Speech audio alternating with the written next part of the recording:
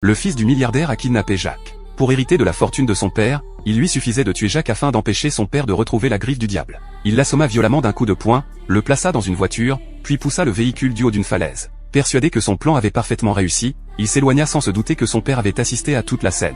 Furieux, John frappa son fils. Car une personne ayant utilisé la griffe du diable ne peut mourir définitivement, à moins que son cœur ne soit transpercé. Au funérarium, les employés tentaient de réparer les blessures du visage de Jacques avec du chewing-gum mâché. John, méfiant, se rendit personnellement à l'enterrement pour vérifier. Il observa Jacques, allongé dans le cercueil, sans aucun signe de résurrection. Il lui pinça même le nez pendant 10 longues minutes, sans la moindre réaction. Au moment de la crémation, le four tomba étrangement en panne à plusieurs reprises, forçant les employés à sortir pour effectuer des réparations. Ce qu'ils ignoraient, c'est que Jacques n'était déjà plus dans le cercueil. Voyant les flammes embraser ce qu'il pensait être le corps de Jacques, John sourit enfin, croyant en avoir fini avec lui. Mais Jacques s'était en réalité déjà réveillé. Il appela immédiatement sa femme depuis une cabine téléphonique, mais celle-ci, pensant à un appel publicitaire, raccrocha sans l'écouter. En rentrant chez lui, Jacques trouva sa petite fille l'attendant à la porte, une couverture dans les bras. Désormais sensible à la lumière, Jacques se réfugia dans le débarras pour dormir. Il comprenait que son apparence faisait peur à sa femme. Finalement, il réalisait que revenir à la vie n'avait rien d'une bénédiction.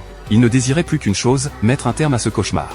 Décidé, il se rendit chez John avec sa petite fille dans l'espoir de retrouver le carnet où figurait la méthode permettant de briser la malédiction. Mais en réalité, le milliardaire était déjà au courant de leurs intentions. Jacques lui demanda comment mettre fin à cette situation. Le milliardaire lui répondit qu'il lui faudrait du sang humain frais. Mais Jacques refusait l'idée de vivre éternellement. Ce qu'il voulait savoir, c'était comment mourir définitivement. Le milliardaire lui proposa alors un marché, s'il lui remettait la griffe du diable, il lui donnerait la solution. N'ayant pas le choix, Jacques accepta. Mais aussitôt que le milliardaire s'empara de la griffe, il tua Jacques sans la moindre hésitation. Heureusement, la petite fille parvint à neutraliser le milliardaire. Jacques, dans un dernier effort, brisa la vitre et sauta par la fenêtre avec John sur ses traces. Ils se retrouvèrent accrochés à un panneau publicitaire. Jacques fit descendre sa petite fille par l'échelle, et une fois qu'il la sut en sécurité, il se jeta avec John dans le vide.